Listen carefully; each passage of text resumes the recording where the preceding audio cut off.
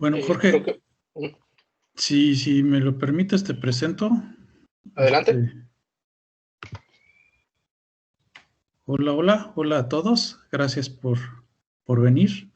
Me permito presentarles a Jorge Usonda. Jorge es ingeniero físico de la UADY, con una maestría en ciencias de la Universidad de Guanajuato, y se acaba de doctorar, orgullosamente UNAM, en ingeniería con nosotros en el Laboratorio de Ingeniería y Procesos Costeros, y pues nos va a presentar lo que estuvo haciendo durante su doctorado, dinámicas ecohidrológicas en la selva tropical seca de la península de Yucatán. Gracias, Jorge. Muchas gracias a ti, Bernardo.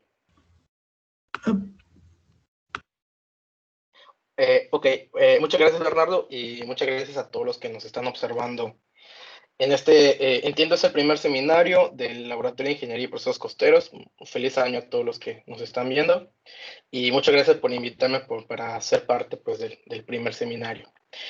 Como bien lo comenta Bernardo, les voy a presentar la plática titulada Dinámicas ecohidrológicas en la selva tropical seca de la península de Yucatán.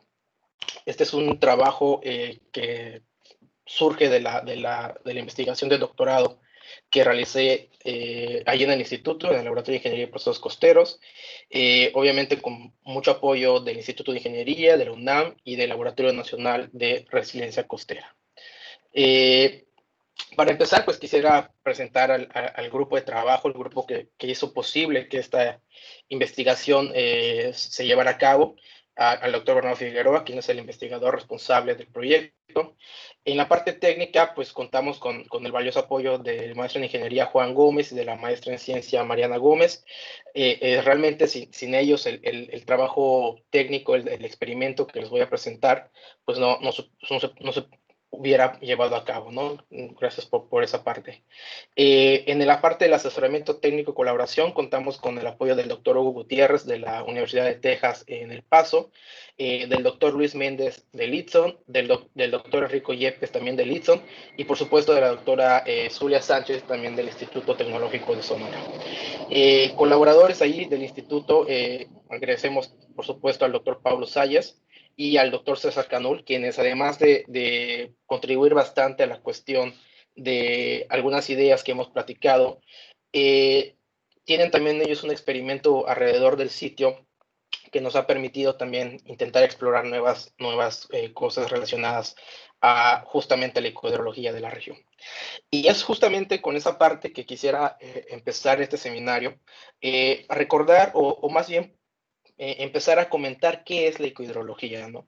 Es algo que en los recientes años ha venido tomando un poco más de fuerza este contexto o esta forma de ver las cosas, en el cual justamente estamos intentando hacer una conexión, o más bien estamos intentando ver cómo se da esa conexión entre los ciclos hidrológicos, ¿no? Los ciclos del agua que se dan en los ecosistemas y justamente el funcionamiento fisiológico de estos, ¿no? La parte de la ecología. Por eso es que se le conoce como ecohidrología.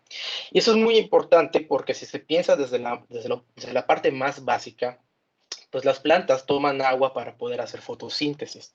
Y la fotosíntesis significa que el ecosistema toma dióxido de carbono del medio junto con el agua que toman, creemos, ¿no? del suelo, y junto con algunos procesos, gracias a la luz solar, pues realiza procesos bioquímicos que transforman ese dióxido de carbono en alimento junto con otros nutrientes, ¿no? En el suelo, pues transforman en alimento para la planta y también transforma en biomasa, ¿no? Lo transforma en carbono.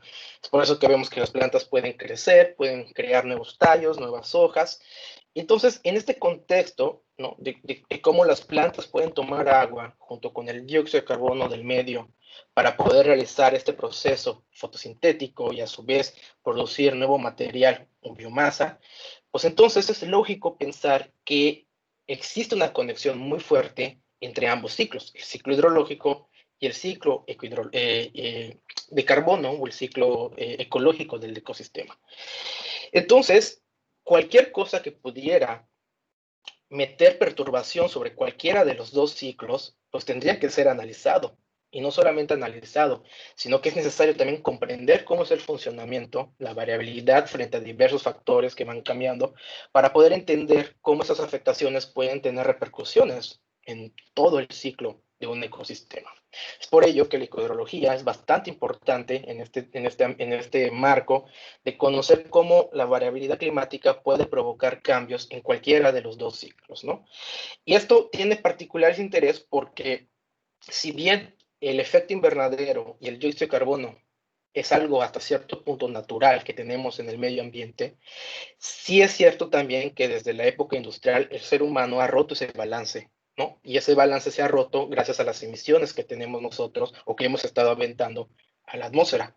Y por lo tanto, al sacar de balance esa paz que tenía el ecosistema o el medio ambiente en tener un ciclo de carbono que propicia tener climas bastante agradables para la vida, pues al romper ese balance, entonces estamos realmente perturbando al ecosistema o a los ecosistemas con esa parte, ¿no? Y esto es importante porque resulta que los ecosistemas vienen siendo una parte muy importante en el balance global del dióxido de carbono, ¿no? Que de hecho se estima que entre un tercio y un cuarto de las emisiones que el ser humano avienta a la atmósfera son capturados por los ecosistemas terrestres.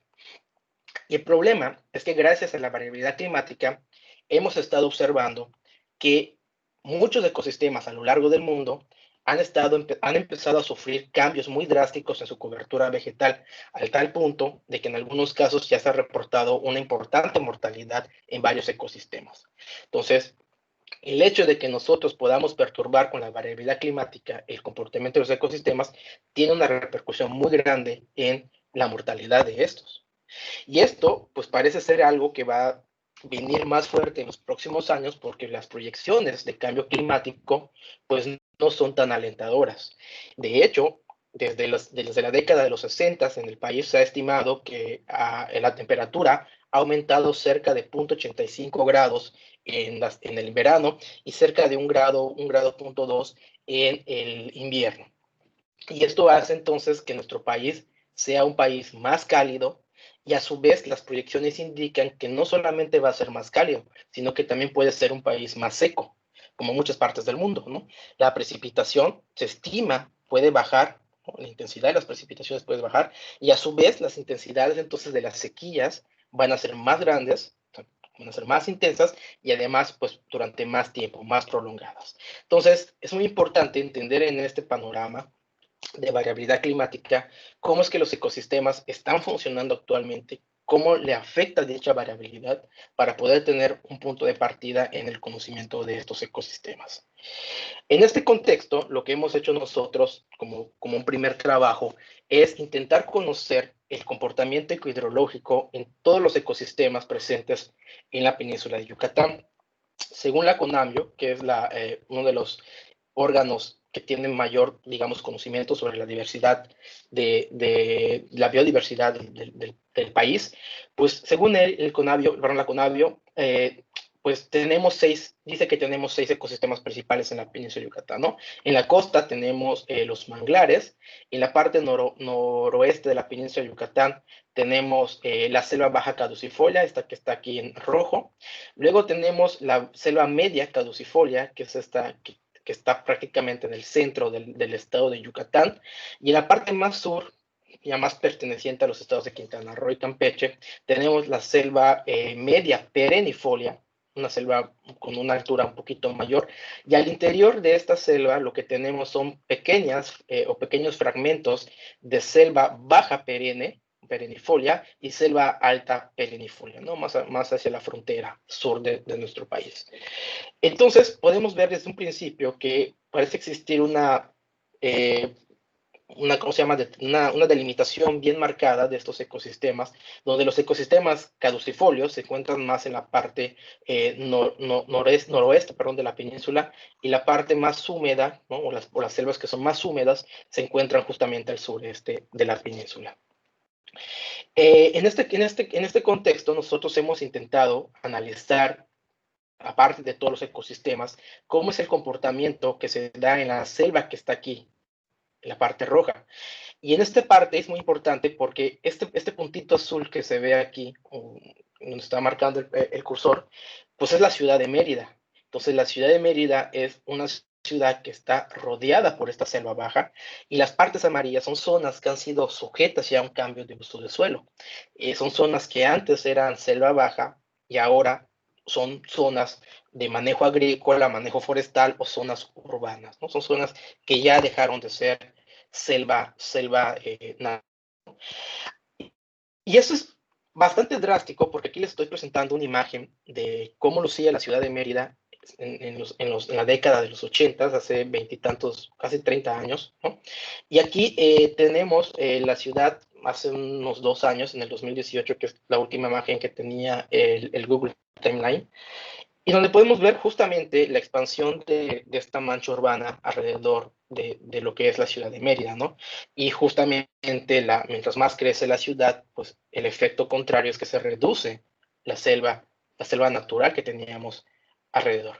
Entonces, realmente esta selva es una selva que ha estado muy afectada por deforestación, para cambios en su uso del suelo. Es decir, tiene una presión, además de la presión climática o la variable climática que puede tener, además tiene una presión antropogénica, una presión hecha por el hombre, ¿no? En este sentido de hacer los territorios más grandes. Y esto, entonces, nos lleva a pensar que a pesar de que es un ecosistema que puede ser bastante importante en extensión, es una parte muy extensa del estado de Yucatán. Es una región que tiene selvas, ¿no? Que tiene biodiversidad, que tiene importantes funcionamientos o servicios ecosistémicos que puede proporcionar, pues realmente es una selva que ha sido despreciada durante mucho tiempo, ¿no? Por su tamaño, por lo seca que puede lucir en alguna parte del año, por su propia estacionalidad, etcétera. Y eso hace que muchas veces el funcionamiento y las dinámicas de cómo se transforma la energía, ¿no? Cómo estos ecosistemas usan el agua, pues realmente parece poco exploradas o poco conocidas, ¿no? Y eso pasa realmente en muchos ecosistemas selváticos tropicales del estado del país, de México, pero en particular este que estamos observando en la península de Yucatán, pues ha sido bastante perturbado prácticamente desde la época de las haciendas, ¿no? Muchas regiones mequeneras se han puesto también alrededor de esta selva o en el territorio de esta selva y pues han perdido también cobertura forestal, ¿no? Una de las partes importantes también por la cual se tiene, digamos, una falta de conocimiento acerca de cómo funcionan estos ecosistemas es que tampoco se tiene una red consolidada, ¿no? Que tenga mediciones continuas, extensas, de cómo funcionan estos ecosistemas. A diferencia, por ejemplo, de otros países que tal vez tengan un monitoreo más, bien, o sea, más definido, más marcado, de cómo es el funcionamiento de diversos ecosistemas. En México realmente ha sido poco los sitios que han sido estudiados con esta técnica y que se conoce poco. Sin embargo, afortunadamente para nuestro país, han empezado a surgir ciertos proyectos que pretenden justamente analizar el comportamiento de estos ecosistemas, hacer un monitoreo mucho más extenso para poder tener mayor información, mayor cantidad de datos y hacer también estudios comparativos entre diversas zonas y diferentes condiciones, tanto climáticas y ambientales, que pudieran estar afectando, favoreciendo ciertos procesos en estos ecosistemas. Esto es importante porque necesitamos justamente saber cómo son los umbrales fisiológicos de la vegetación bajo condiciones climáticas extremas, es decir, si el ecosistema es capaz de soportar ciertas condiciones o se ve más afectado con otras, ¿no? Y esto es muy importante porque nos va a dar una idea de qué tan resiliente es este ecosistema frente a escenarios de cambio climático.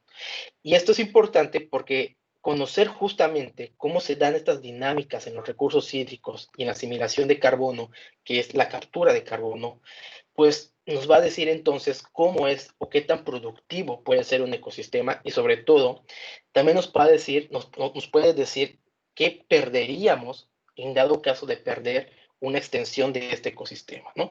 Cuánto dejaría de capturar este ecosistema, por ejemplo, al momento de quitar una hectárea de esta selva, ¿no? Y todo esto, obviamente, con un enfoque basado en cuestiones de la ecohidrología de la península de Yucatán. La ventaja en este aspecto de contar con muy poca información o de no tener, digamos, estudios muy amplios hasta ahora en este sitio es que pues tenemos prácticamente la libertad de empezar a hacer estas cosas y de empezar a explorar muchas cosas que no se habían explorado antes, ¿no? Entonces, es una de las ventajas dentro de todo, digamos, la parte faltante, pues es una de las cosas que más nos ha interesado, importado en esta parte, que es generar todo este nuevo conocimiento de esta región.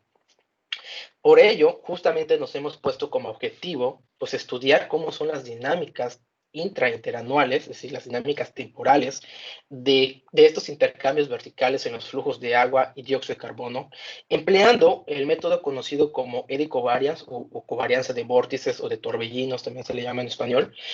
Y esto lo hemos hecho con conjunto de datos biometeorológicos que hemos obtenido en campo y con datos de percepción remota para intentar entonces también tener una historia temporal mucho más allá del tiempo que hemos estado midiendo en el sitio. Todo esto para intentar contar justamente cómo es la historia de estas dinámicas y cómo se han comportado estas dinámicas a través de las diferentes partes del año y de los diferentes años con diferencias en precipitación, por ejemplo, ¿no? Cómo se van comportando frente a esta variabilidad que hemos observado. Como antecedentes, nosotros ya habíamos hecho algunos estudios a nivel península, a nivel regional, de cómo se comportan los diferentes flujos para los diferentes ecosistemas que habíamos observado por parte de la CONAVIO. Para ello usamos datos de percepción remota provenientes de satélites. Para el caso de la precipitación, lo que hemos usado son datos de TRMM, del satélite TRMM, el cual proporciona datos bastante buenos de precipitación diaria. Es un modelo basado también en algunos casos con datos de reanálisis, ¿no? Para hacer una mejor estimación en algunos casos. Pero nos da bastante, es un producto global que nos ofrece, pues, a nivel península, una buena caracterización del comportamiento de la precipitación. Para el caso de la evapotranspiración y de la productividad primaria bruta, la GPP, que esta GPP no es otra cosa que la cantidad de dióxido de carbono que el ecosistema, o de carbono, ¿no? Que el ecosistema captura, ¿no? La cantidad de carbono que toma de la atmósfera, pues lo hemos obtenido del producto satelital de MODIS. MODIS es una plataforma en la cual a través de ciertos algoritmos puedes sacar productos de mucho interés, ¿no? En este caso, evapotranspiración, que es la cantidad de agua que se transpira por el propio ecosistema y que se evapora de la superficie del suelo, de la superficie del dosel, de la vegetación y de la propia hoja, ¿no? Entonces es un producto bastante bueno que nos arroja información sobre, pues en este caso, los ciclos, el comportamiento del ciclo de agua, ¿no? De la parte superficial del agua, y en este caso, pues, de la parte vertical de los flujos de carbono. También hemos obtenido datos siempre de MODIS para el NPP, que el NPP es la cantidad de ese carbono que el ecosistema toma, la cantidad que ahora puede convertir en biomasa. Entonces, tenemos una estimación también anual de cuánto de ese carbono que puede capturar, ¿no? Se convierte realmente en biomasa, el restante se regresa a la atmósfera como respiración del ecosistema. Y una primera observación que tenemos aquí es justamente lo que podemos ver en los ecosistemas. Habíamos visto o había comentado que los ecosistemas tienen esta delimitación bien marcada, ¿no? Y eso es justamente consecuencia también de los gradientes, ¿no? De los gradientes ecoclimáticos que hemos observado. Es fácil notar que en la península de Yucatán, al menos en el comportamiento promedio de la precipitación, promedio temporal en el espacio, ¿no? O sea, viendo cada punto de la península, pues podemos observar que hay zonas que tienen un comportamiento más húmedo o reciben mayor precipitación, ¿no? En el tiempo. Este diagrama de aquí, estos tres que nos están mostrando aquí, son diagramas de coeficientes de variación, es decir, es la variabilidad temporal que tiene el producto que estamos observando para la península de Yucatán. podemos observar que las zonas más variables en precipitación pues son las zonas que se encuentran más hacia la costa y la zona justamente que rodea pues la ciudad de Mérida, ¿no? La parte de la selva baja caducifolia, la parte roja que tenemos por aquí, ¿no? Mientras que las zonas menos variables o que reciben una cantidad más constante, digamos, de precipitación y además más elevada por lo que vemos en este mapa, pues son las partes más centrales, ¿no? La correspondiente justamente a la selva media perennifolia y a la selva media caducifolia.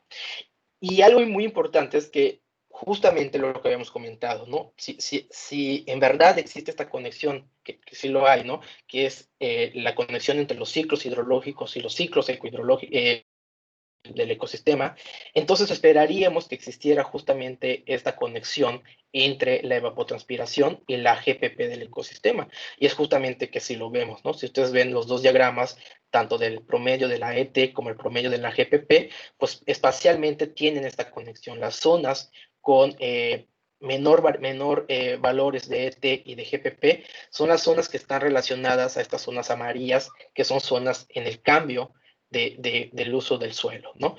Y las zonas que son más, que tienen valores más altos de evapotranspiración y más altos de GPP, pues son las zonas relacionadas con la selva media perennifolia que se encuentra en Quintana Roo y parte de Campeche.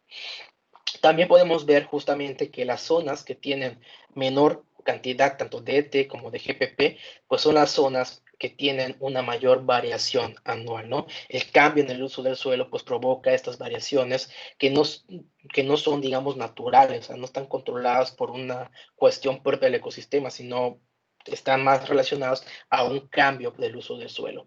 No así las zonas, por ejemplo, aquí, que son menos variables, ¿no? Al igual que la precipitación, pues la de la ET y de la GPP, la parte correspondiente a la selva media, tanto perenne como caducifolia, pues es la zona que menos muestra esa variación, ¿no?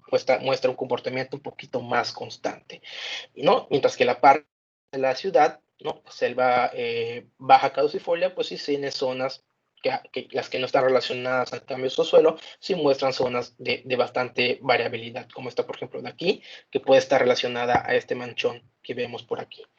Algo muy importante es que si nosotros graficáramos por ecosistema, ¿no? Es decir, sacáramos la información para cada uno de estos colores y encontráramos cómo se muestra la distribución de los valores, ¿no? Lo que se conoce como la PDF, la distribución de frecuencias, observamos que justamente los ecosistemas caducifolios, aquellos que se encuentran más hacia el noroeste de la península, presentan los valores más bajos de precipitación, de ET y de GPP, mientras que aquellas zonas más al sureste de la península, las zonas que hemos dicho también húmedas, ¿no? Tienen mayor precipitación, pues efectivamente también muestran valores mucho más altos de ET y GPP. Entonces, en verdad existe una conexión y que existe un gradiente ecoclimático que está correlacionado muy bien con la distribución de los ecosistemas en la península de Yucatán.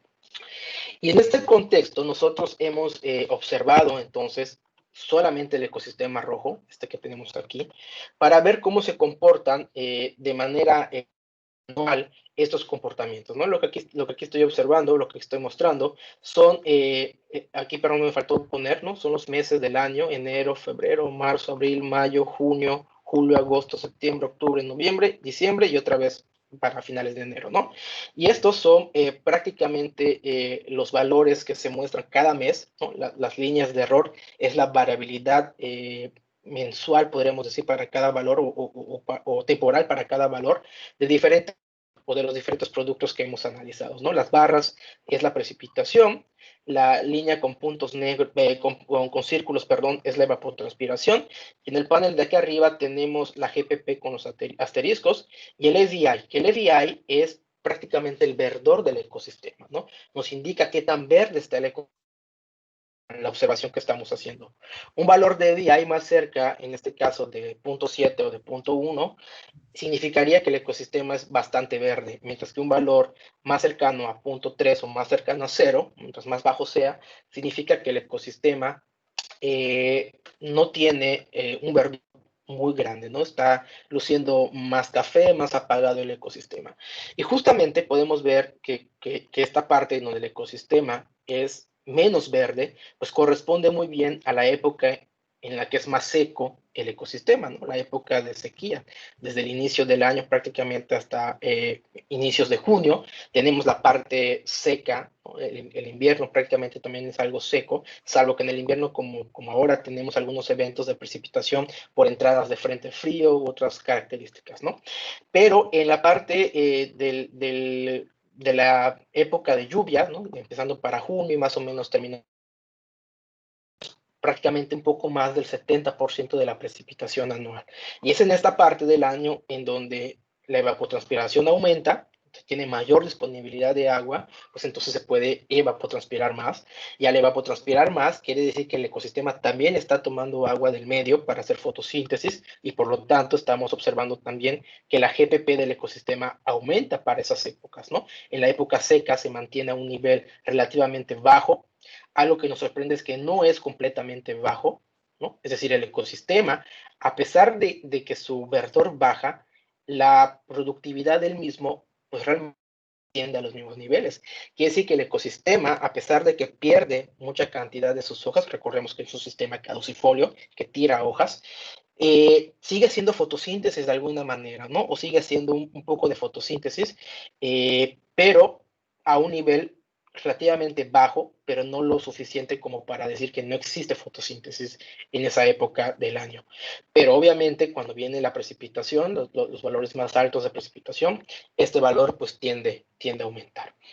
Si nosotros comparáramos cómo son las variabilidades de la precipitación con la GPP y la variabilidad con la PPT, justamente para entender si la variación al interior de un año es el causante de que varíe estas dos variables, ¿no? Estas dos propiedades, que es GPP y la ET o la evapotranspiración, pues nos damos cuenta que efectivamente, ¿no? Casi, al menos el 60% de esa variabilidad sí puede estar explicada por variabilidad en la precipitación. Entonces, la mayoría de la variabilidad intraanual de la GPP y la evapotranspiración sí estaría ligada a una variabilidad intraanual de la precipitación. Es decir, al interior del año, la estacionalidad de la lluvia conduce a una estacionalidad en la GPP y en la evapotranspiración. Pero pasa algo sorprendente que nos llamó mucho la atención, porque si nosotros hiciéramos este mismo análisis, pero ahora año, es decir, si un año más húmedo, en general un año más húmedo, conduce a un año con mayor productividad del ecosistema, nos damos cuenta de que esto no es así.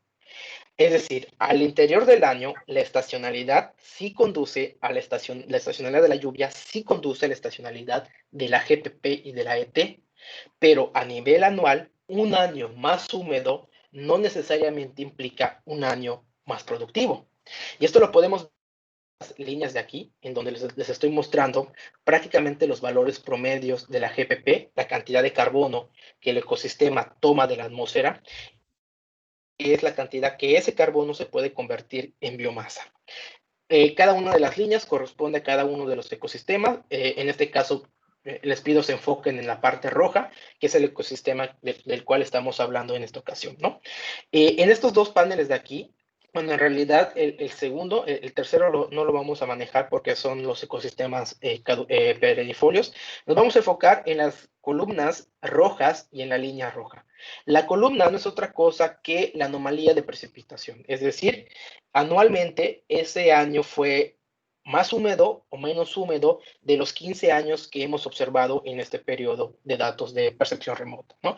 Un valor negativo, pues significa que es más seco, ¿no? Y los valores de aquí significan desviación estándar. Es decir, por ejemplo, este de aquí es al menos una desviación estándar más anómalo negativo de lo que fue el promedio, mientras que, por ejemplo, estas barras de aquí prácticamente fue anómalo positivo, o sea, más húmedo de lo que en promedio es en lo que promedio fue del promedio histórico, ¿no?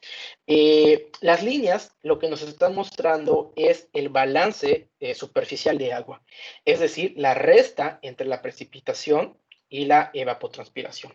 Un valor negativo significa que se evapotranspiró más agua de la que se recibió por precipitación, mientras que valores positivos significan lo contrario, llovió más de lo que se regresó a la atmósfera vía evapotranspiración.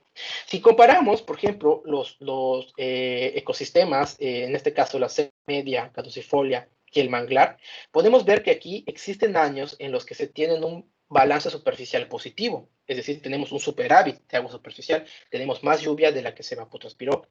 Pero si observamos la línea roja, que es el ecosistema que estamos intentando describir, que es la selva baja caducifolia, o esta selva tropical seca que tenemos en el noroeste de la península, nos damos cuenta que prácticamente en estos 15 años de datos que hemos observado, casi nunca llega a tener valores positivos. Los valores más positivos, que en realidad son valores más cercanos a la neutralidad, se dan en los años que hemos considerado más húmedos. Los años que están marcados con una sombra azul son los años que hemos observado, son los años más húmedos para toda la península.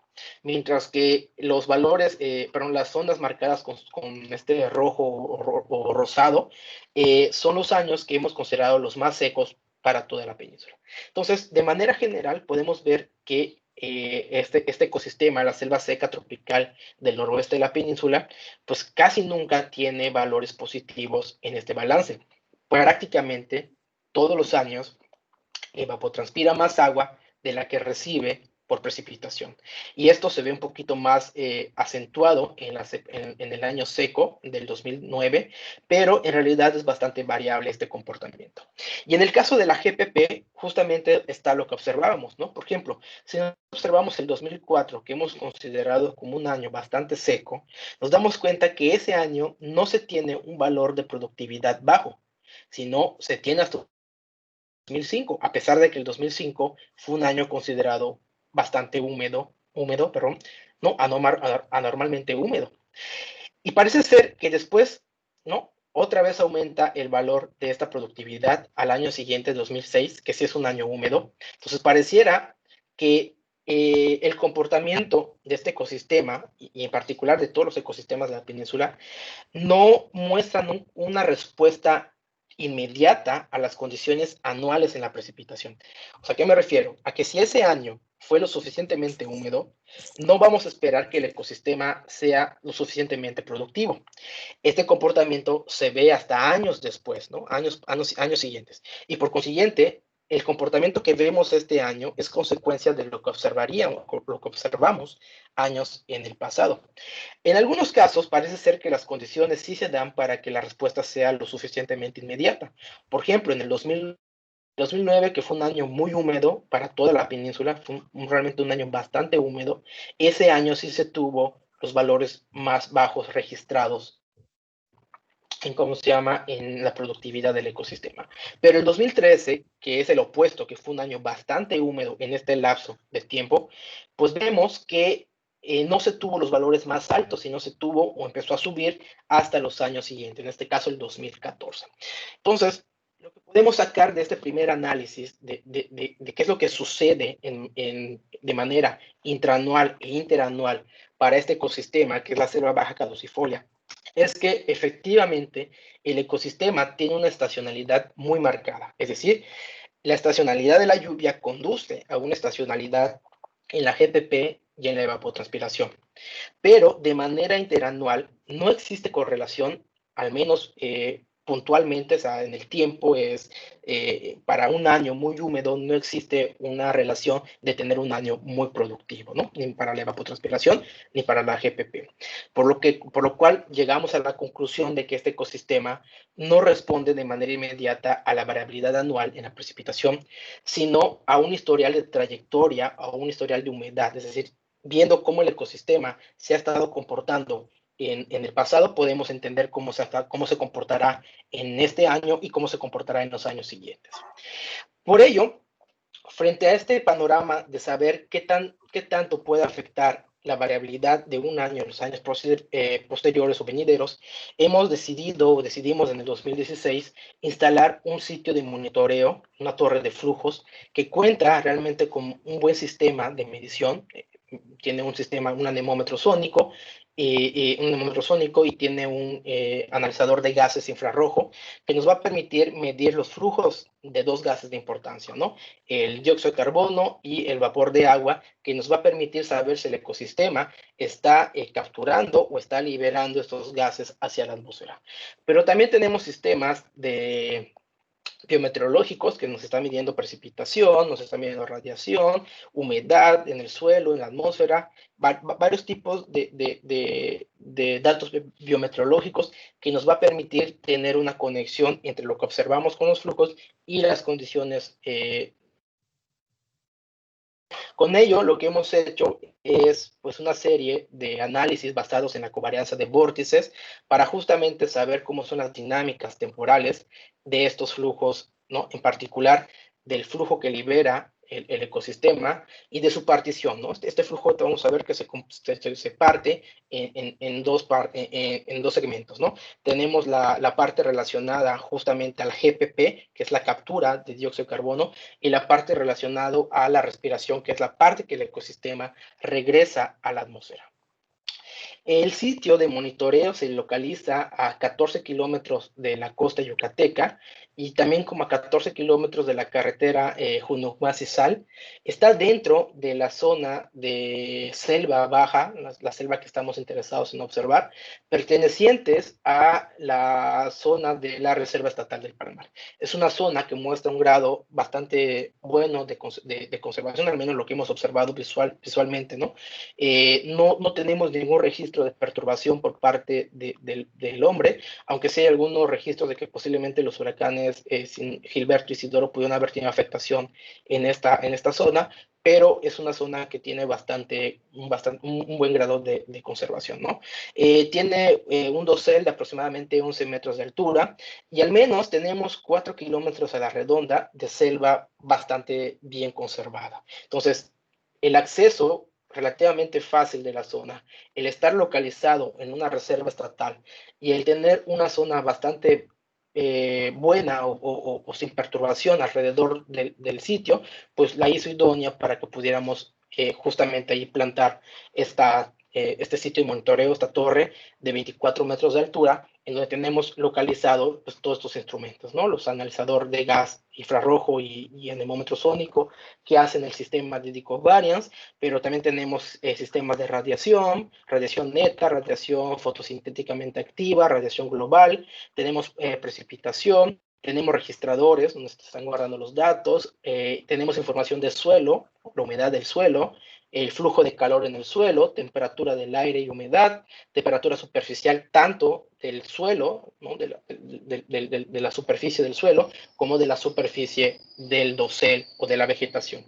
Entonces tenemos un sistema bastante completo que además, para tener una historia de qué es lo que sucedió antes de que nosotros llegáramos con las mediciones en campo, pues hemos recurrido a dos productos satelitales para conocer justamente el comportamiento ecohidrológico de la región, ¿no? Para conocer la parte más relacionada a la fisiología y más relacionada al comportamiento del verdor del ecosistema, pues hemos usado el EVI, el índice de verdor, proveniente de MODIS.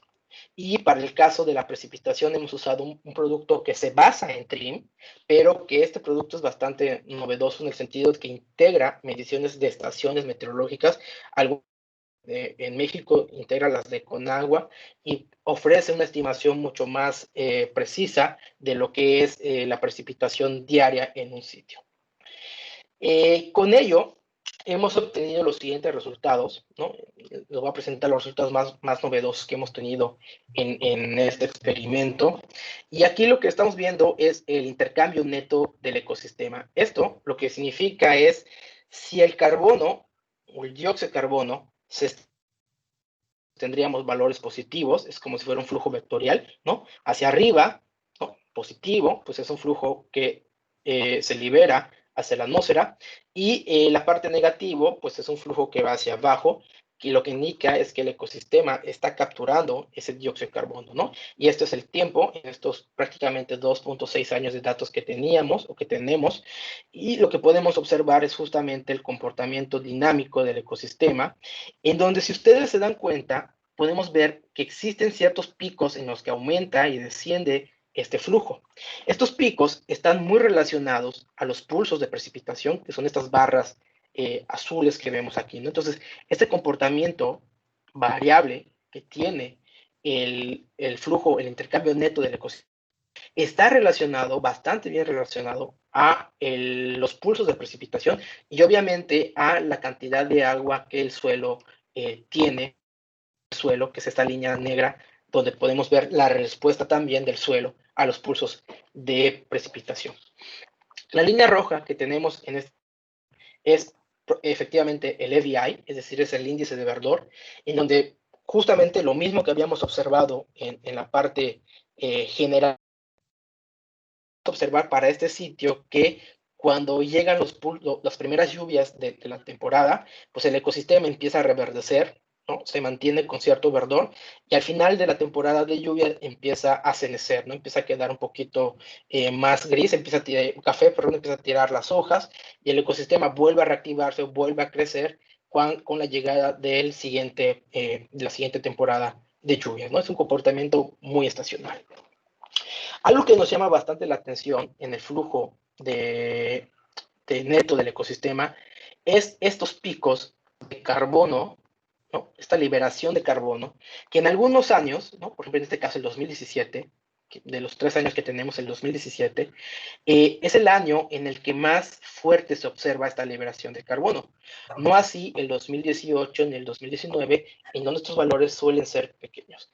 Algo que nos llama la atención es que estos pulsos, con la llegada de las primeras lluvias. Es decir, esta es una respuesta que tiene el ecosistema a las precipitaciones, a las temporadas de lluvias. Pero lo que nos llama mucho la atención es por qué en algunos años, o en este caso, por qué en este año suele ser bastante grande, mientras que en nosotros es más pequeño. Más adelante vamos a explicar, o vamos a dar nuestra explicación de por qué creemos que sucede este efecto, que también ya son sitios de selva tropical. Este último diagrama lo que nos está mostrando es justamente en la línea negra la evapotranspiración, es decir, la cantidad de vapor de agua que se regresa a la atmósfera, ¿okay? Que también pueden ver que está bien correlacionada con la estacionalidad de la precipitación y es la respiración del ecosistema, es decir, la cantidad de carbono que el ecosistema se regresa a la atmósfera, y el rojo es la cantidad de carbono que el ecosistema captura ¿cómo se llama? Del ecosistema, de la atmósfera, perdón. Ahora, la suma algebraica de la línea roja y la línea azul produce justamente la línea que tenemos acá arriba. Entonces, estos dos son las componentes de este flujo neto que estamos observando. Ahora, sin importar, ¿no? ¿Cuál de los tres, ya sea la evapotranspiración, la GPP o la respiración, pues vemos bien marcada dicha estacionalidad. Y también podemos ver en el caso de la respiración, que en el caso del 2007 tenemos un pico muy grande de respiración, que puede explicar qué es lo que sucede aquí, ¿no? Es un pico de respiración bastante grande con la GPP de ese momento, ¿no? Pero, ¿qué es lo que hace entonces que aquí exista un pico muy grande de respiración que no se observa en 2018 ni en 2019? Eso lo vamos a comentar, lo voy a comentar un poquito más adelante. De manera general, este ecosistema captura entre 1 y 6 toneladas de carbono por hectárea. Si ustedes se dan cuenta, pues es un valor bastante variable. O sea, un año capturó apenas 1 y al año siguiente, en este caso el 2018, capturó casi 6 veces lo mismo, lo que el 2017. Esta variabilidad tan marcada tiene que ver con este pico de respiración. Un año que tiene un pico muy grande de respiración baja la cantidad neta de lo que el ecosistema puede realmente capturar como, ¿no? O secuestrar como carbono. Entonces, estos picos van a modificar justamente el comportamiento de sumidero o de fuente de carbono del ecosistema. Por lo tanto, es necesario saber qué es lo que está pasando aquí, pues para entender cuándo el ecosistema se puede convertir en una fuente de carbono y cuándo puede comportarse como un buen sumidero de carbono. ¿Ok? Entonces, es un sumidero de carbono variable este ecosistema, ¿no? Y justamente el hecho de que tenga este efecto de memoria puede tener repercusiones muy drásticas en el comportamiento. De hecho, ese pico que observamos aquí tiene que ver con un efecto de memoria o un efecto de legado. ¿Por qué? Aquí lo que les estoy presentando es el mismo diagrama de del flujo neto del ecosistema, pero en la parte de acá, de aquí, lo que estamos observando es el histórico del verdor del ecosistema, desde el 2001 hasta el 2019. O sea, el 2017, 2018, 2019 están contenidos en estos últimos 3 años de este diagrama. Las barras es la precipitación que hemos obtenido con CHIRPS, con el producto satelital de CHIRPS, solamente que están agrupadas en periodos de 3 meses, en trimestres del año. Y esto lo hicimos así porque es el acumulado temporal que muestra una mejor correlación con los datos de precipitación observados en el sitio, que son estos puntos rojos. Los puntos rojos es lo que medimos en la torre y las barras es el acumulado que tenemos observado con el satélite o con el producto satelital. Entonces podemos ver que en los datos agrupados en estos trimestres, pues muestran una correlación bastante buena. La grama de aquí abajo lo que nos está mostrando es la anomalía trimestral para ese periodo. Es decir, al igual que lo que habíamos visto en el diagrama anterior, un valor positivo significa que es más húmedo del promedio y un valor hacia abajo negativo significa que es un año menos seco, perdón, más seco, húmedo que el promedio. Vamos a observar qué es lo que sucede en el 2014, el 2015 y el 2016, que son justamente los años, ¿no? Contexto de entender cómo lo que sucede en los años anteriores tiene repercusión en un año observado.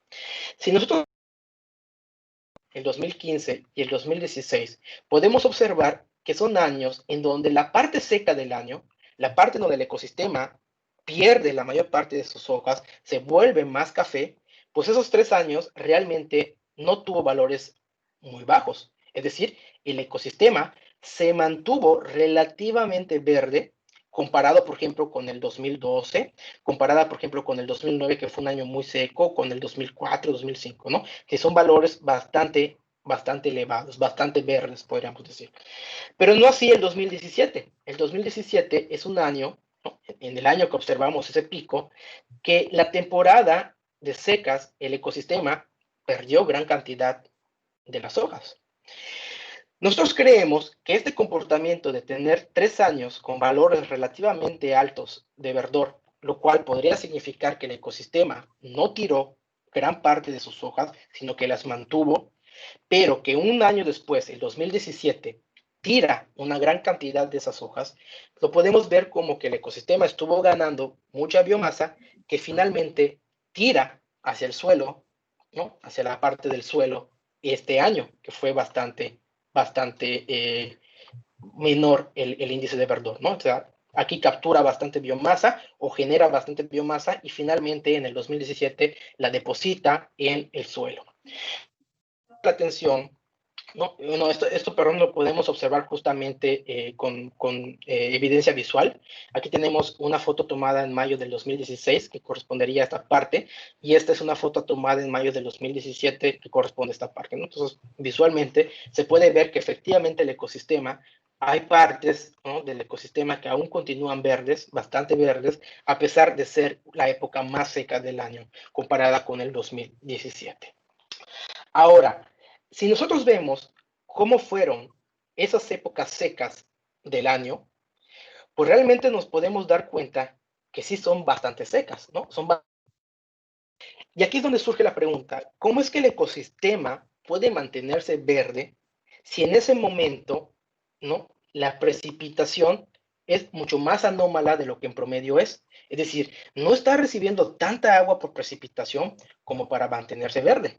Creemos que la respuesta está en observar cómo fueron los inviernos precedentes de estos años, ¿no? Si observamos cómo fue el invierno 2013-2014, fue un invierno bastante anómalo positivo. A pesar de que la época seca fue bastante seca, ¿no? Bastante seca, pero el invierno no fue así. El invierno fue bastante sucede 2013-2014, sucede al final del 2014 y en una menor medida surge también en el 2015-2016.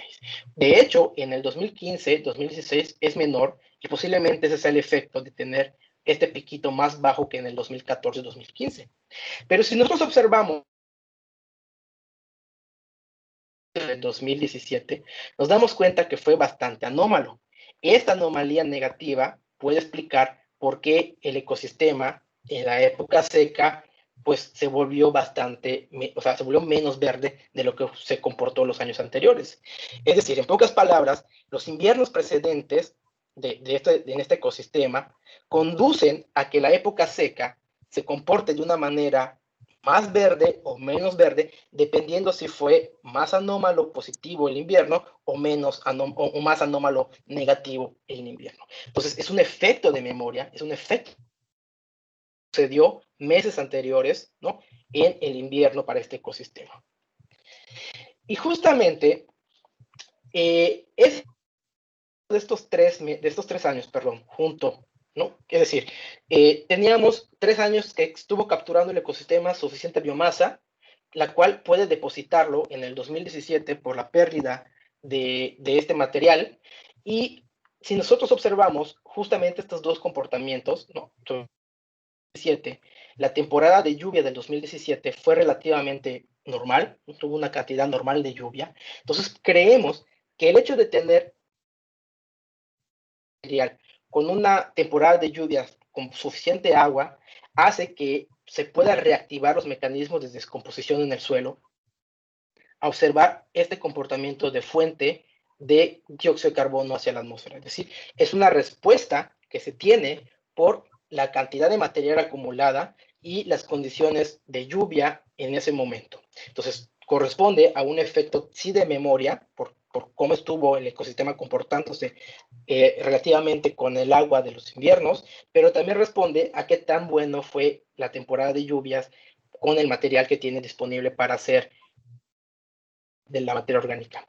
Y esto puede ser también explicado, o puede ser la causa por la que nosotros no observamos este mismo comportamiento en el 2018 y el 2019, o lo observamos en una menor escala, ¿no? Justamente porque estos años no se tuvo el comportamiento de tener años anteriores con unos valores de NDI o de EDI, de índice de verdor, más altos de lo que podríamos tener, ¿no? O sea, tuvimos valores bastante bajos, en donde el ecosistema entonces tiraba lo que ganaba, no le daba suficiente tiempo para ir ganando más material. Entonces, ¿cuándo vamos a observar este tipo de comportamiento? Cuando se tengan años precedentes con valores altos de EDI en la época seca, a consecuencia de tener inviernos y de pronto tener un año seco o una época seca, bastante seca, que deposite ese material con entrada de una temporada de lluvias con bastante humedad. Esa es la combinación en la cual podríamos estar observando que el ecosistema se comporta como una fuente de dióxido de carbono. De lo contrario, se estaría comportando más como sumidero de carbono. Y eso entonces nos hace pensar que si el ecosistema puede usar inviernos precedentes, esa agua tiene que estar almacenada en algún lugar. Y la forma más natural aquí en la que podríamos pensar es que es el agua subterránea. Entonces el ecosistema tiene de alguna manera que tomar agua del acuífero. Esto ya lo había explicado, ¿no? de que habíamos tenido, o este ecosistema presenta valores de más grandes de evapotranspiración, de precipitación, es decir, muestra valores de déficit más grandes en todos los años que hemos observado. Y eso también lo podemos ver a nivel península, en donde vemos, ¿no?, que gran parte de la península de Yucatán, los valores rojos significa el déficit, es decir, la precipitación es más pequeña que la evapotranspiración, mientras que las zonas azules es el contrario. La precipitación es más grande que la evapotranspiración. Y podemos ver que prácticamente la gran parte de la mayoría de la península de Yucatán tiene este comportamiento más naranja, más rojizo, ¿no?, en donde se comporta como una zona de déficit de agua superficial. Y de hecho, si nosotros analizamos los 2 años más secos y los años más húmedos, podemos ver este contraste que existe, ¿no? Si los años secos, efectivamente, el ecosistema evapotranspira más de lo que recibe por precipitación, y en los años más húmedos pasa lo contrario, ¿no? Entonces, podríamos pensar que las zonas azules es una zona de recarga vertical de agua subterránea. Si hay un déficit, significa que pues hay disponibilidad de esa agua para que se pueda filtrar al acuífero. Mientras que las zonas naranjas o rojizas es lo contrario. En una primera aproximación podríamos pensar que el ecosistema está sacando agua verticalmente del acuífero, ¿no? Para poder suplir ese déficit que tiene para evapotranspirar más agua de lo que recibe por precipitación. Pensando en ello, decidimos también hacer un pequeño modelito de cómo se comporta el agua lateral en el acuífero, es decir, una especie de recarga lateral, ¿no? Donde los valores negativos significaría entradas de agua a la celda que estamos observando y los valores positivos significaría agua que está saliendo de esa celda, ¿no? Entonces, un valor netamente más negativo significaría que esa celda se está recargando y un valor más positivo que se está descargando lateralmente. No hay que confundirlo con el comportamiento vertical, estamos observando aquí el comportamiento lateral. En esta cuestión hemos usado un pequeño modelito basado en la hidrología de la región, ¿no? No tenemos escorrentía superficial, entonces prácticamente esta Q se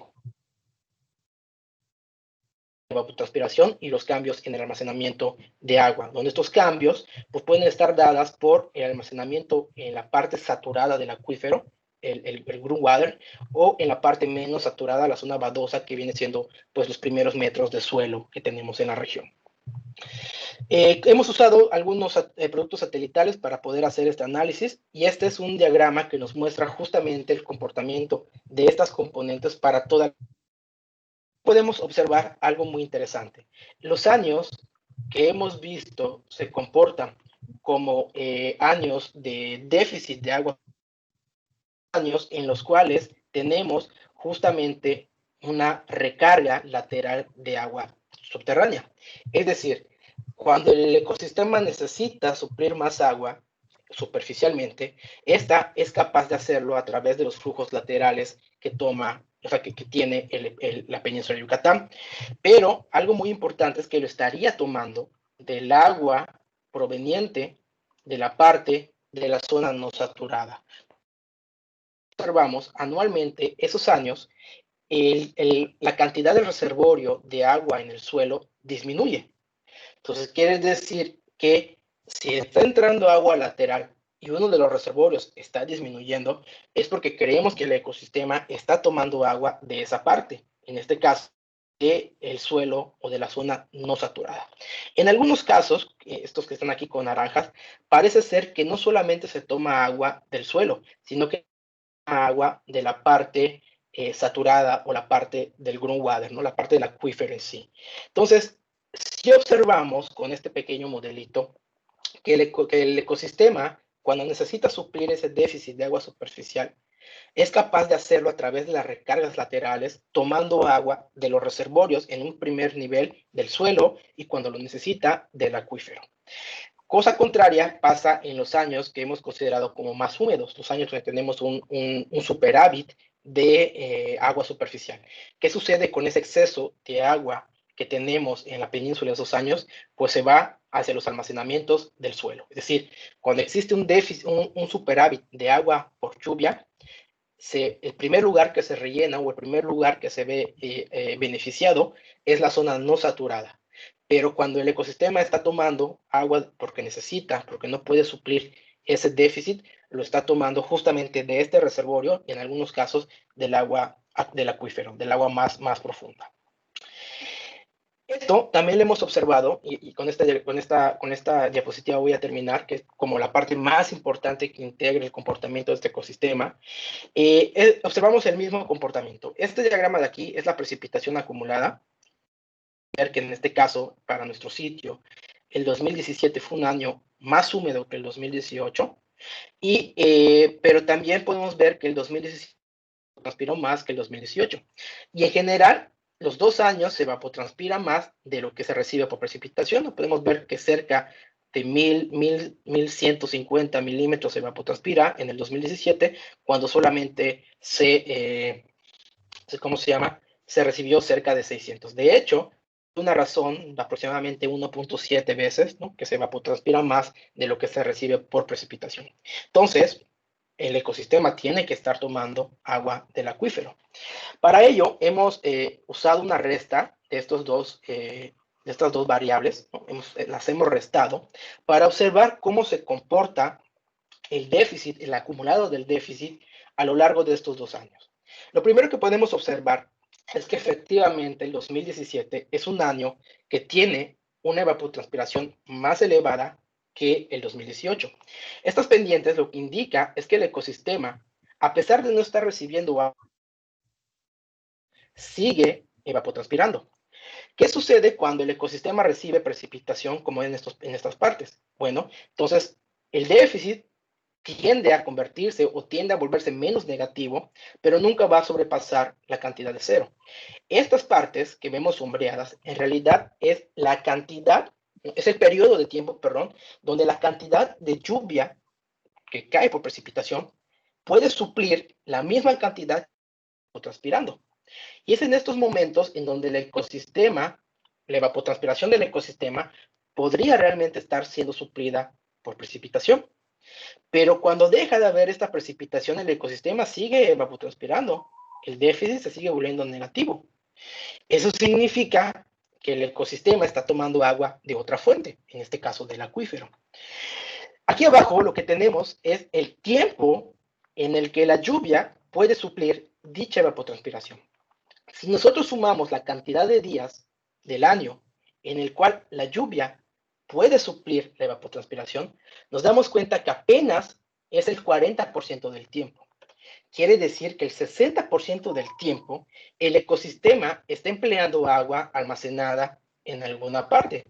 En este caso, el agua subterránea. Entonces, para concluir, ¿no? Este ecosistema, si nos preguntamos qué tan dependiente es del agua subterránea, pues resulta que un 60% del tiempo, en cuestión del tiempo, no de cantidad del tiempo, 60% del tiempo, el ecosistema estaría agua del acuífero, que generalmente son las épocas en las que no recibe agua por precipitación, ¿no? Y entonces es necesario, o en este se ve beneficiado por tener un depósito de recarga lateral que generalmente es drenado en la zona no saturada por los flujos verticales del ecosistema. Sobrevive, o al menos lo que estamos observando es que sobrevive en la época seca, o al menos sigue produciendo fotosíntesis en la época seca, gracias a la presencia del acuífero que tiene por debajo. Entonces, es un ecosistema altamente dependiente de agua subterránea. ¿Okay? A grandes rasgos, esta selva tropical es un buen sumidero de carbono, ¿no? Es altamente variable, pero es un buen sumidero de carbono. Esto quiere decir que perder 1 hectárea de esta selva significaría perder 6 toneladas de carbono anuales. Y no solamente perderíamos ese carbono por dejar de que el ecosistema agarre carbono del medio ambiente, sino que también podríamos tener una liberación de carbono por todo el material que se podría estar, material orgánico que se podría estar liberando del suelo o del material orgánico de, por ejemplo, deforestar, ¿no? Las hojas, los tallos muertos o cualquier tipo de perturbación que provoque caída o material muerto, ¿no?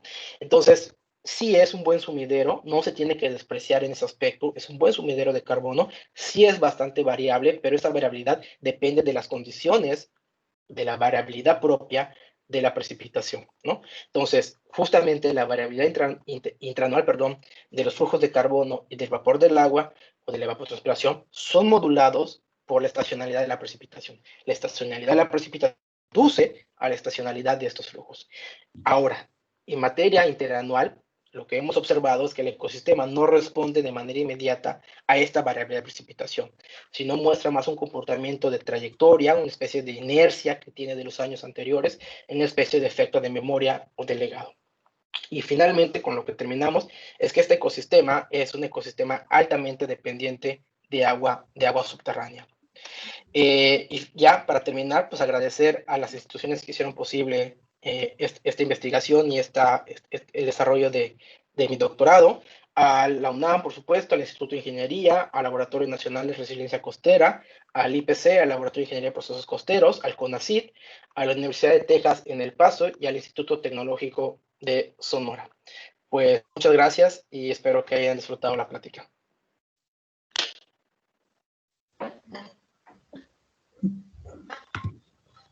Gracias, Jorge, por tu plática tan interesante. Se ve que tienes muchísimo material, cosas que platicar.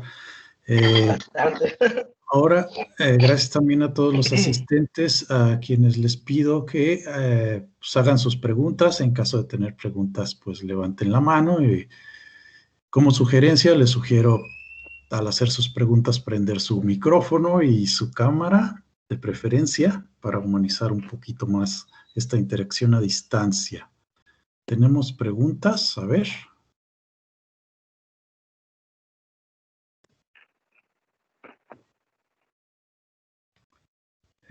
No veo manos levantadas, aunque no sé si Está estoy viendo. levantado, soy Alejandro Sousa. Alejandro. Adelante. ¿Qué tal? Muy bonita plática, Jorge. Muy interesante, sobre Muchas todo los gracias. aspectos regionales. Pero yo desde que estaba en la licenciatura encontré que en tesis de licenciatura de meteorología de CICE se veían impactos del niño y de otras cuestiones climáticas de gran escala que afectan cuestiones como la evapotranspiración y la precipitación. Y ese es el caso en Yucatán también. Entonces quisiera que me platicaras cómo se ve afectado esto, por ejemplo, o qué has visto tú con respecto a lo que es el Atlantic Multidecadal Oscillation o con el niño o algo así. Sí, en el caso del trabajo que hicimos a nivel regional de la península, sí metimos un poco de analizar cómo eran los efectos del niño, ¿no? Y justamente lo que habíamos observado es que las condiciones de precipitación se ven afectadas dependiendo si es un año niño o un año niña. En este aspecto, nosotros estamos más enfocados en el hecho de cómo la variabilidad de la precipitación pueden afectar la variabilidad de la productividad del ecosistema. Entonces, realmente cualquier factor que modifique o que tenga repercusión en la variabilidad de la precipitación, pues sí va a tener un impacto en la variabilidad de la productividad, sobre todo porque estamos observando que el ecosistema es bastante sensitivo a lo que sucede en años anteriores. Entonces, por ejemplo, este 2020, que fue un año bastante húmedo aquí en la región, ¿no? Tuvimos casi 5 o 6 eventos hidrometeorológicos bastante intensos, ¿no? Donde tuvo bastante lluvia, pues creemos que los efectos los vamos a estar viendo en los próximos años. Ahora, si la causa de este comportamiento está relacionada al niño o a la niña, pues es como lo que puede motivar la variabilidad. Pero en este sentido, nosotros lo que estamos observando es más bien esa variabilidad que puede ser causada por cualquier aspecto, cómo afecta la variabilidad de la productividad. Pero sí hemos observado que justamente, o sea, el niño o la niña pueden tener repercusiones en si se espera un año más húmedo o se espera un año más seco, ¿no? De hecho, Sí. lo tenemos publicado en el 2018. O sea, ahorita que estamos con cuestiones de cambio climático tan fuerte, a más larga escala, las secas en la península parecen relacionarse mucho a Atlantic Meridional Oscillation negativa, ¿no? Hay que estar pendientes de cómo estamos haciendo en qué periodos hacemos nuestros análisis y todo ese tipo de... Muchas gracias, Jorge. Muy bonito. No, a ti, muchas gracias. Muchas gracias. Bernardo, creo que Pablo tenía una pregunta en el chat. Sí, vamos a las preguntas del chat. Paulo hizo varias preguntas. La voy a leer. Dice, la vegetación toma agua del acuífero en época de secas. ¿Y las raíces son suficientemente profundas para lograr eso? ¿Todas las especies? Asumiendo que se conoce la profundidad promedio de raíces de cada especie y con imágenes multiespectrales, ¿se puede diferenciar el verdor EBI entre una especie y otra? ¿Eso ayudaría a comprobar ese uso de agua del acuífero? ¿No es importante analizar la serie de tiempo del nivel freático? Sí. Y bueno, esas son las preguntas de Paulo. Ok, sí, lo estoy leyendo. Sí, Sí, está ahí en el chat. efectivamente, Para que el ecosistema pueda tener acceso al agua subterránea, pues las raíces deberían de llegar al manto freático. En la parte noroeste de la península de Yucatán tenemos pues realmente una zona, un acceso muy fácil, ¿no? La tabla de agua está a unos pocos metros, 1,20 m cuando mucho, creo, en esa parte del Palmar. De hecho, en las observaciones que ha hecho, por ejemplo, César Canul en sus pozos, o al menos en el pozo que tiene cerca, creo que la entrada de Junucma, y también la que tiene ahí cerquita de la torre, hemos observado que las raíces de los árboles sí llegan a tocar, o sea, sí llegan a abrirse camino entre las fracturas de la roca o los poros de la roca que se observan. Entonces, sí, las raíces sí llegan a tener acceso al agua subterránea. Hay muchos trabajos de la región, ahorita se me fue el nombre de los autores, pero hay unos trabajos muy interesantes de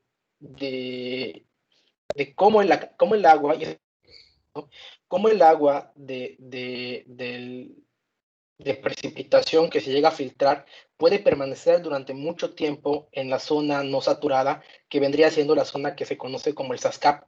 Entonces, tampoco es que las raíces tengan que tocar agua. Si llegan a nivel del SASCAP y el SASCAP es lo bastante húmedo, podrían estar tomando agua de esa región.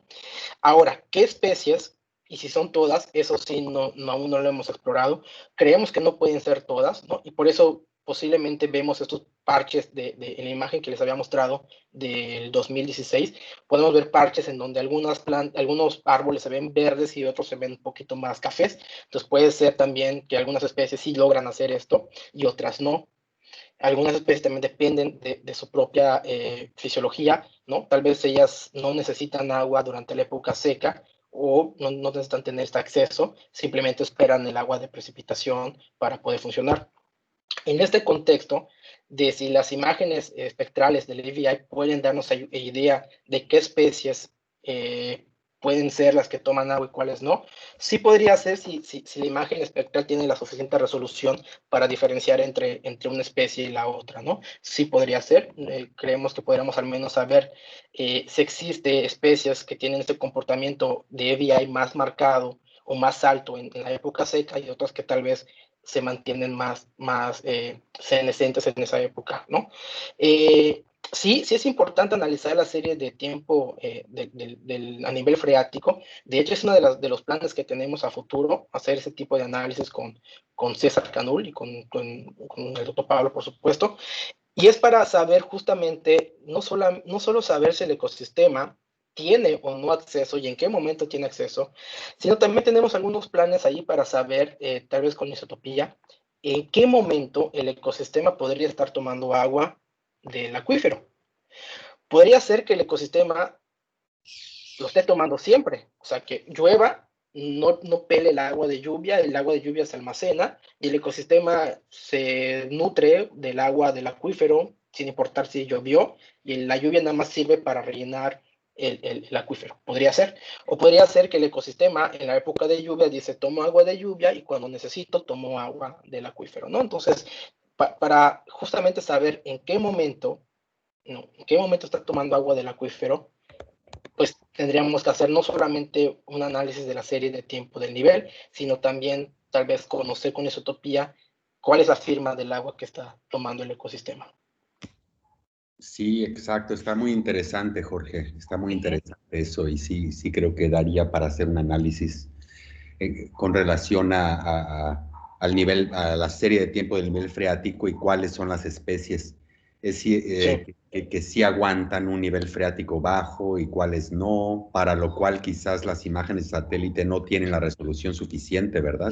No, las satélites no, tendría que ser tal vez con vuelos o con dron o con algo más local, ¿no? Sí, no, los satélites no creo que tengan la resolución para diferenciar. Ok, gracias, muchas gracias.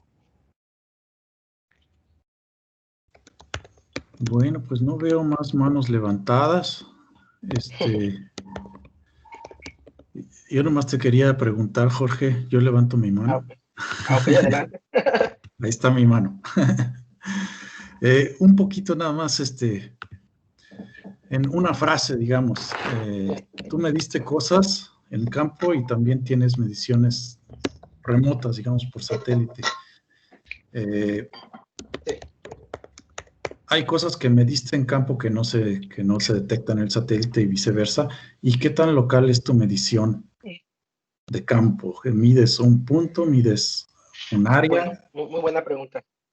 Bueno, depende, porque por ejemplo, la técnica de LED covariance es una técnica que tiene un footprint impacto, ¿no? O sea, a pesar de que el instrumento está en un punto localizado en el espacio sin moverse, en realidad está motivado por ¿cómo se llaman? Las turbulencias que tiene la atmósfera, ¿no? Entonces, dependiendo si está fuerte en ese momento el viento, pues puede traer contribuciones más alejadas, ¿no? Y en medida de también cuán alto esté el instrumento. Entonces, la parte del eddy covariance es una técnica, un footprint, y es aproximadamente es de unos 500, 600 metros alrededor de la torre, más tirándole hacia el noreste, ¿no? O sea, la contribución más importante viene del noreste. En la cuestión de los datos biometeorológicos, esos sí serían más puntuales, ¿no? Por ejemplo, la radiación que se está midiendo, pues es más puntual.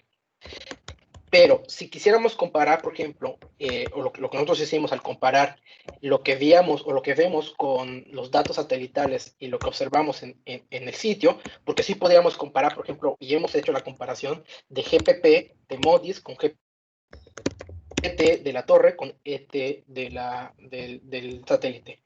Y lo que hacemos es que usamos el footprint o un área alrededor para tener una representación más grande alrededor de la torre del mismo 600, en este caso un poquito más, hicimos como 1,5 kilómetros, para tener justamente una variable espacial alrededor de la torre, ¿no? Y ver cómo se comparaba con lo que observamos en el footprint de la torre. Pero sí, depende del instrumento, depende de la técnica, vamos a diferentes, digamos, pedazos espaciales, ¿no? En el caso del covariance es un footprint de 600 metros, en el caso de los biometeorológicos es puntual, y el caso del satélite, pues ahí podemos jugar espacialmente como queramos, ¿no? Al menos hasta la resolución, que en este caso es de 250 metros, la de MODIS. No sé si eso responde, Bernardo. Ok, pues muchas gracias, Jorge. Estoy mirando a los participantes, a ver si nadie levanta más la mano. No veo más manos levantadas. Creo que Paulo... ahí está Paulo. Otra vez, perdón, ya es una curiosidad. No, adelante. Puse Sí. al principio un comentario en tus dos imágenes iniciales de las primeras láminas donde aparece la imagen de 84 versus 2018. No sé si la puedes poner. Sí, claro. Tercera, cuarta lámina, quizás, no sé. Ahí está. Ahí aparece como que al sur del palmar, en la esquina superior izquierda, aparece en el 2018 una mancha blanca, más a la izquierda, casi compara una mancha blanca en el 2018 y no la hay, no, más a la izquierda todavía, y justo en la interfase entre la vegetación, entre lo verde y lo café. ¿Esta? Ahí. Y en 2018, sí, eso ¿qué fue? ¿Eso es algo forestal o eso qué pasó ahí? Ahí sí no tengo idea, porque nuestro sitio pues está un poquito más hacia... Bueno, esto realmente no es... bueno, sí, porque esto es Progreso. Sí sería la Carbonera, ¿verdad? Es la Carbonera, porque Sí. en 2018 se ve bien el ojo, el petén, ese grandote verde, ¿no? Justo al norte de ese manchón claro, que está más pequeño en 84. Sí, ese yo creo que es la verdad, el petén grande de la Carbonera, y al sur está como deforestado. Es solo curiosidad, que seguro no tienes una respuesta, pero me parece bastante notorio, ¿no? Sí, bueno, también estas son imágenes en Snapchat, ¿no? O sea, instantánea, entonces también habrá que ver si no es una cuestión fenológica, ¿no? A lo mejor se tomó en alguna parte del año en la que el ecosistema tiene este comportamiento, ¿no? Y aquí en otra época. Pero sí luce diferente, ¿no? Y sí, no sabría por qué. Ya. Aunque igual aquí no sé si se haya hecho algún desarrollo mobiliario. Aquí se ven como cuadritos, ¿no? No sé Vale. si existe algún desarrollo aquí que le pudo haber afectado, y aquí no. No creo, porque eso es la carretera de Sierra Papacala, Chuburná, y ahí no hay nada. Pero sí hubo Ya. definitivamente un cambio, ¿verdad? En la zona inundable, probablemente, por aumento del nivel del Ujú. mar. Quién sabe, pero sí está interesante. Sí, ahora que sí. Ujú. Entonces, tal vez habrá que checar, ¿no? Con mayor resolución temporal para ver qué pasa. Sí, sí. Exacto, sí. Perfecto, gracias. Pues gracias, Paulo. Gracias, Jorge. Ya no veo ahora sí manos levantadas. No hay comentarios en el chat tampoco. Preguntas en el chat. Reviso rápidamente. Creo que no. No, ¿verdad? Ok, Está- bueno, pues entonces, sí. muchas gracias, Jorge, por tu plática. No, pues a Muchas gracias ustedes, a muchas todos los gracias por la invitación. participantes. Y pues cerramos el seminario entonces. Gracias a todos. Hasta luego. Hasta luego, muchas gracias. Gracias. Bye.